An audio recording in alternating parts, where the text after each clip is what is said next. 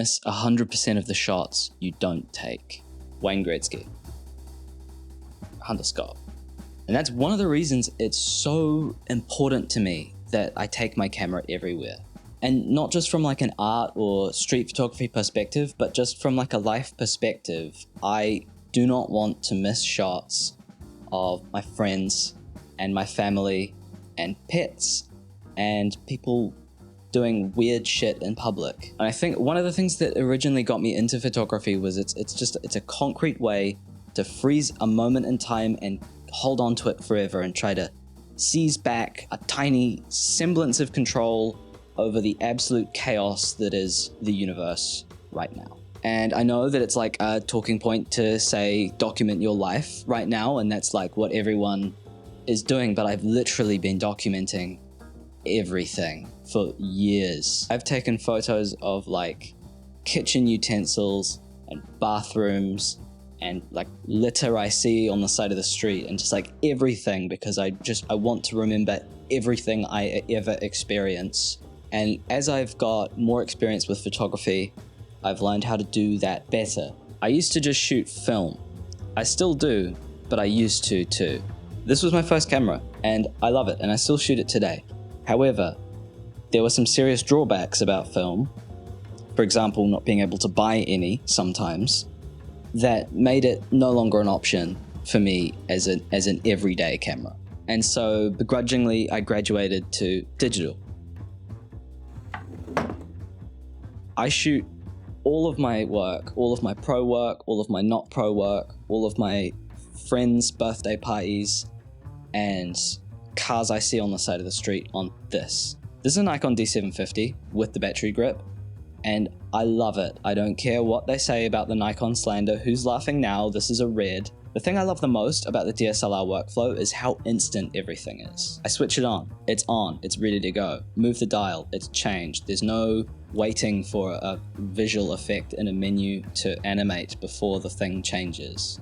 And all of that's great, but it ends up being a really impractical camera package for most things. I've always said you've got to take your camera everywhere. Take your camera everywhere. Never leave the house without your camera. But every now and again, you will come across a situation in which you can't take a DSLR or your main big pro level camera. It might be as simple as like a party at a bar that doesn't let you in with a big camera, or it could be like a funeral, for example. It could be an event where they don't let you have pro cameras in. It could be a concert that I haven't been paid to shoot and am actually attending, but still refuse to experience without looking through a camera. The point is this: my current camera is too big and heavy, and I'm not allowed to take it everywhere, and that resulted in a disaster. You're not gonna believe this. I was walking down the street to my Polish language class last week. I'm dead serious. I saw a dude taking 2 raccoons for a walk, like on leashes. They like dude, he was taking raccoons for a walk. I didn't have a camera. I've literally not been able to sleep because I missed a picture of a dude taking 2 raccoons for a walk. They were on a leash. They were on a leash. I cannot explain to you the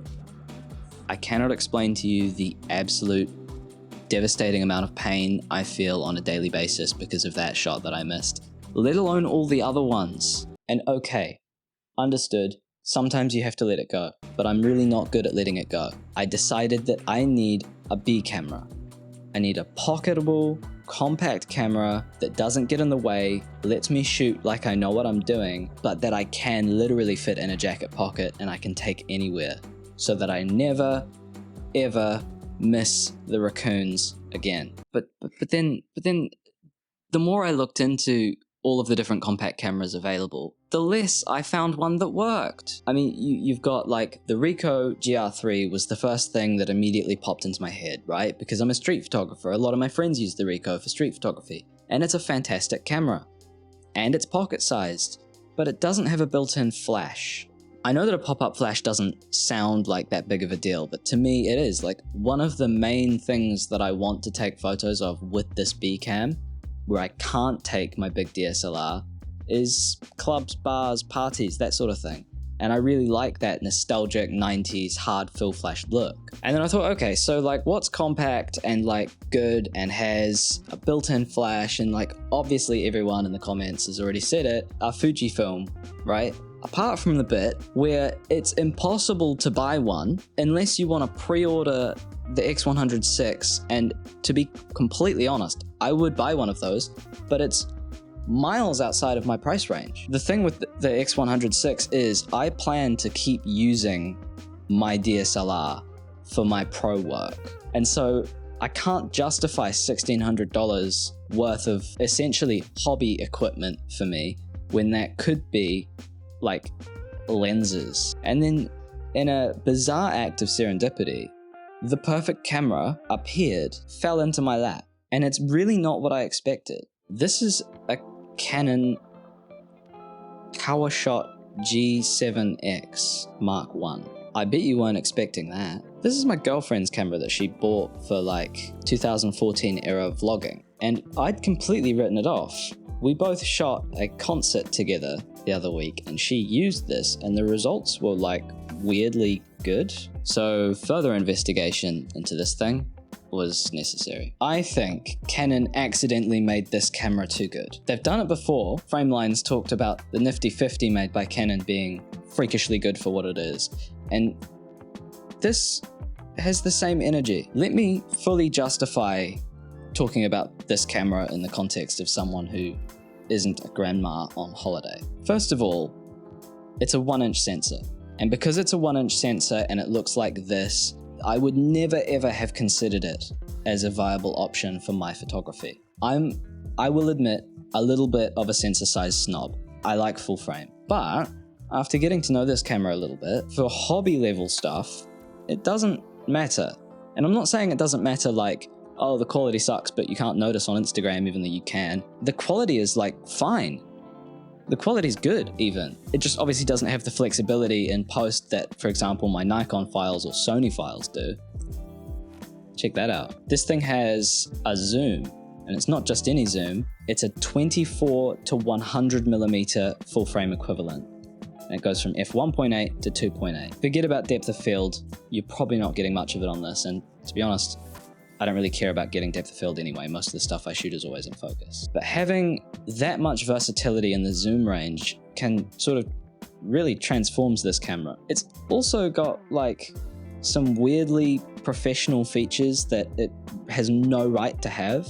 This camera has a built-in 4-stop ND filter. This granny cam has a fucking built-in ND filter. The Sony FX3 doesn't have a built-in ND filter. It's also like really comfortable to hold. It's quite light, it's got a nice thumb grip, and it's very easy to manipulate all the controls with one hand. Speaking of the controls, it has a clicky aperture ring on the front of the lens, and you can obviously program it to do whatever you want because it's not actually changing the aperture like mechanically, but since it's there, I use it for aperture.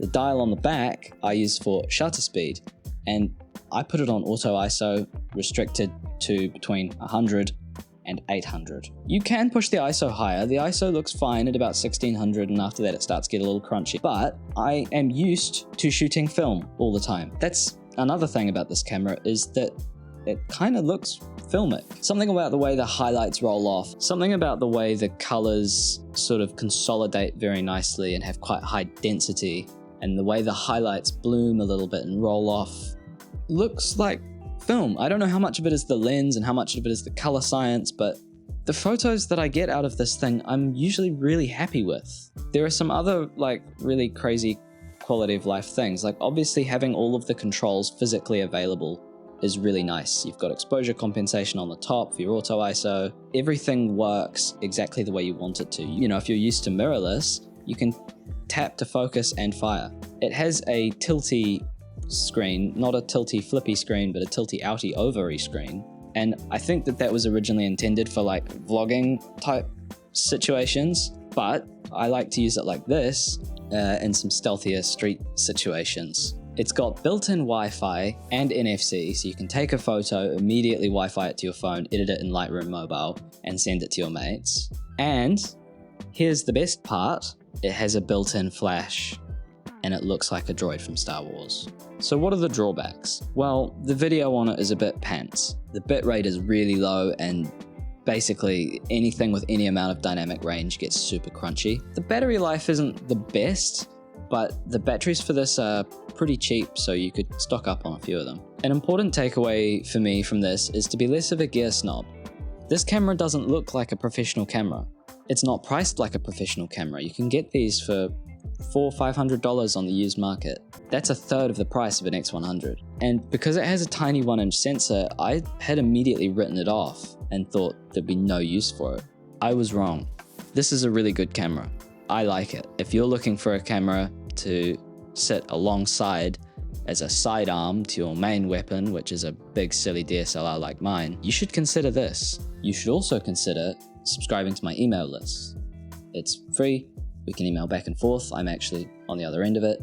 And I'm going to send out like photos that I take and some little inspirational bits and tips and tricks. And there's a link in the thing, or the thing, depending on YouTube's redesign. Thank you for watching. Stay hydrated and create art.